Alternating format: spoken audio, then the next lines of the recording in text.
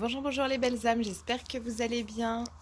Alors aujourd'hui j'ai voulu faire une petite vidéo pour parler un petit peu des peurs, de ce qu'on peut ressentir, de notre positionnement et surtout la notion un petit peu de deuil, de mort, parce que souvent la peur est représentée par la perte de quelque chose, alors soit la perte, la séparation, le décès, enfin voilà, il y a toujours une notion finalement de perte, de deuil.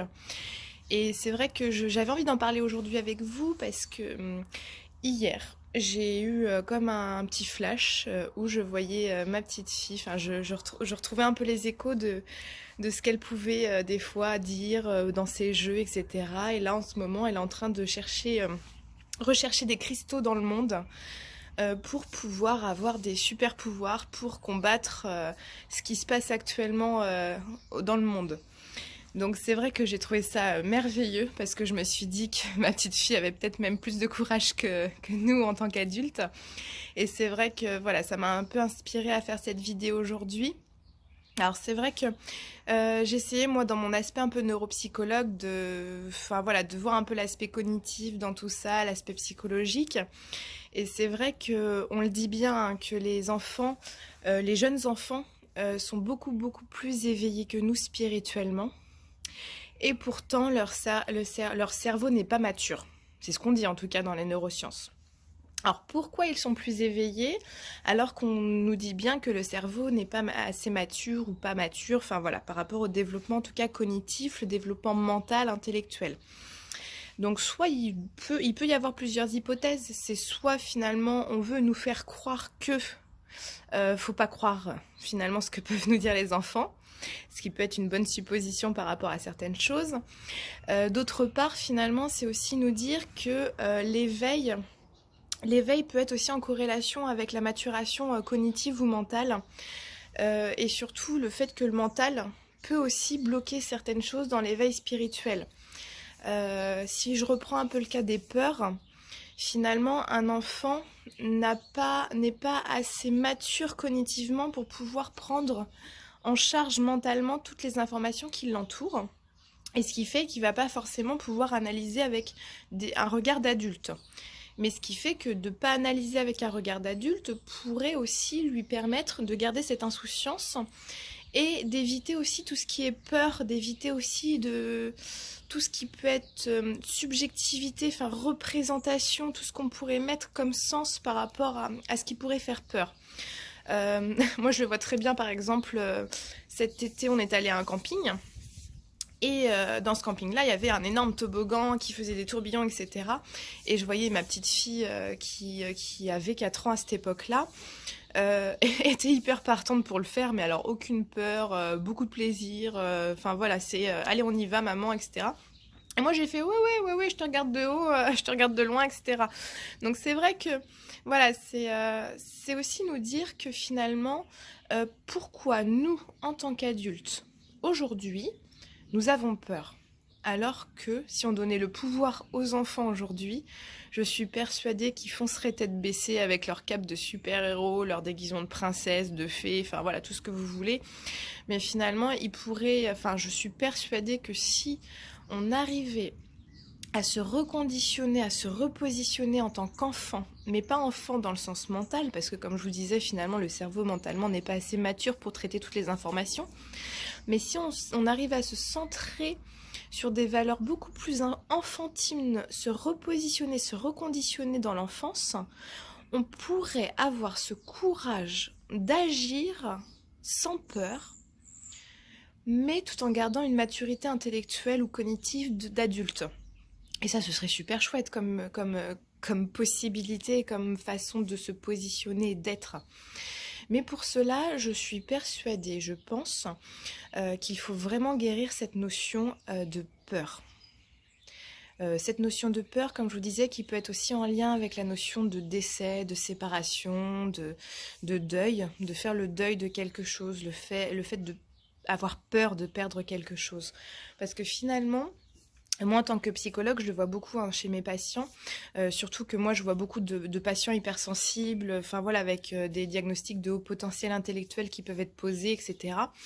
On le retrouve beaucoup, ça, cette notion une hypersensibilité, mais qui fait qu'à un moment donné dans la vie, quand on évolue en société, finalement, cette hypersensibilité peut être happée par le côté sociétal. Et donc, on va nous rajouter de la culpabilité, on va nous rajouter une peur de l'abandon, on va nous rajouter le fait de devoir se séparer de quelque chose, finalement de perdre quelque chose, et jamais le fait d'être dans l'inverse, c'est-à-dire de gagner quelque chose. C'est-à-dire que quand on a fait une erreur, hop, tout de suite, on met souvent le doigt sur cette erreur-là, plutôt que tout ce qu'on a bien fait auparavant. Je sais pas si ça va être possible pour vous de le faire, mais par exemple ce soir, ça peut être un super défi. Ce soir pour le discours de Monsieur M, le défi que je peux vous encourager à faire, c'est d'essayer de relever tout le positif. Et vous allez voir que c'est pas facile, parce que spontanément, notre cerveau a l'habitude de traiter l'information négatif en premier, c'est-à-dire que notre cerveau hormonalement va être plus riche, va avoir plus de comme si c'était des jets d'hormones partout dans le cerveau, va avoir plus d'hormones qui vont entraîner du négatif, parce que finalement l'hormone ou la situation négative appelle notre cerveau à nous conditionner dans une mise en danger. Et finalement, cette mise en danger nous fait réagir pour la survie. Donc c'est ce qui va prédominer dans notre cerveau. Sauf que finalement, là, ça fait 2 ans qu'on y est. Et ça fait 2 ans où le cerveau s'habitue à ce schéma-là. Et s'y habituer fait qu'on est dans cette situation maintenant. Parce qu'on se rend compte que finalement, maintenant, tout est devenu normal. Donc il n'y a même plus de peur à proprement parler, on va dire, de survie, enfin un instinct de survie, il n'y en a même plus.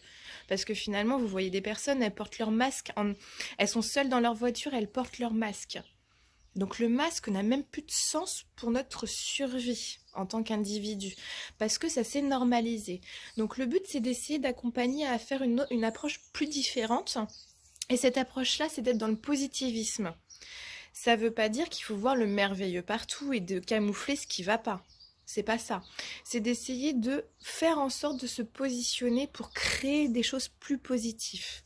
Donc moi, ce que je vous encourage à faire, c'est vraiment d'essayer de travailler sur ces 2 plans-là, c'est-à-dire à la fois travailler sur l'aspect positif de la chose. Donc par exemple, ça peut être un super défi par rapport à ce soir et le discours de Monsieur M. Ou alors, ça peut être sur des choses plus basiques, plus du quotidien. Je sais pas, par exemple, votre chien a fait le fou et il a cassé un vase. Bon, l'aspect positif dans tout cela, c'est que votre chien est en bonne santé et qu'il s'est amusé. Et le vase, c'est du matériel et c'est pas grave. Voilà, c'est vraiment d'essayer de se reconditionner en positif de façon à émettre des énergies et des vibrations qui sont aussi beaucoup plus élevées. Parce que plus vous allez être dans cette position-là, plus vous allez dégager quelque chose de plus serein et plus finalement vous allez influencer ce qui va autour de vous. Et ça va être extrêmement important pour ce qui va se passer par la suite, parce que les énergies vont être d'autant plus lourdes. Parce que vous savez bien que finalement, c'est en étant traumatisé, j'en avais parlé un peu la dernière fois, l'avant-dernière fois dans ma vidéo, c'est en étant traumatisé que l'être humain ne refait plus ou évite une situation. Sauf que là, finalement, vu que tout s'est normalisé, on n'est même plus traumatisé. Parce que c'est normal. Donc finalement, les gens ne réagissent plus. C'est pour ça qu'il faut essayer d'essayer d'être dans le courant inverse, c'est-à-dire de ne pas alimenter la peur, parce que la peur, elle est diffuse et elle est normale maintenant. Donc si vous avez peur, vous allez être dans la normalité de ce qui se passe maintenant, donc vous allez alimenter ce flux, voire l'augmenter, parce que plus on est nombreux à avoir peur, plus on baisse les vibrations, et l'égrégore de peur est beaucoup plus fort. Donc ce que je vous encourage à faire, c'est vraiment de vous positionner à l'inverse, c'est-à-dire de vous positionner dans la positivité. Et ce qui va entraîner de l'amour pour soi, déjà dans un premier temps, parce que plus vous allez être positif, plus vous allez recevoir du positif, et donc finalement plus ça va être chaleureux pour vous, et donc plus vous allez vous respecter. Autre défi que je peux vous lancer, c'est aussi de passer une journée à dire oui. Oui à ce qu'on vous propose. Mais alors oui, ça ne veut pas dire à tout non plus, parce qu'il faut aussi rester en accord et en alignement avec soi-même. C'est-à-dire que par exemple, je sais pas, si je vous propose, est-ce que vous voulez manger des épinards et que vous aimez pas les épinards, bah oui, vous avez le droit de me dire non, parce que vous serez en accord avec vos valeurs et ce que vous voulez ou pas. Par contre, si je vous propose par exemple, allez, ce soir tu viens faire la fête ou tu viens prendre un apéro, et là spontanément vous m'auriez dit non parce que je sais pas trop, il y a le quotidien, demain on travaille, etc. Là, non, on me dit oui. On me dit oui parce qu'il faut ouvrir la porte à des possibilités. Et si vous dites oui, vous allez voir que ça va ouvrir la porte aussi avec beaucoup de possibilités pour vous. Donc moi, je vous encourage vraiment à essayer. Essayez de dire oui, même si vous voyez que spontanément, vous seriez en train de dire non. Essayez de dire oui. Et vous voyez si ça fonctionne pas. Et essayez de vous poser après sur qu'est-ce que ça m'a apporté de dire oui. Et vous allez voir que ça va au fur et à mesure devenir de plus en plus automatique pour être dans le côté positif de votre positionnement au niveau spirituel. Et dernière petite chose, c'est de travailler la notion de deuil et de perte et de séparation.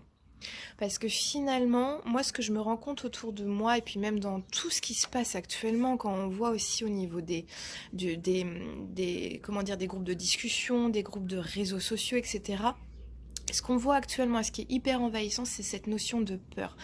Il y a beaucoup de personnes qui sont terrorisées. Terrorisées par le fait de perdre leur travail, terrorisées par le fait de perdre, je sais pas, leur santé, leurs enfants, leur pouvoir, etc. Et cette notion de peur, finalement, ça alimente encore une fois toute cette égrégore et ce que veulent les gens du haut. Les gens du haut, eux, je suis désolée, je vais pas trouver d'autres mots, mais c'est comme des vampires, c'est-à-dire qu'ils ont soif de sang, ils ont soif de l'angoisse des personnes, etc.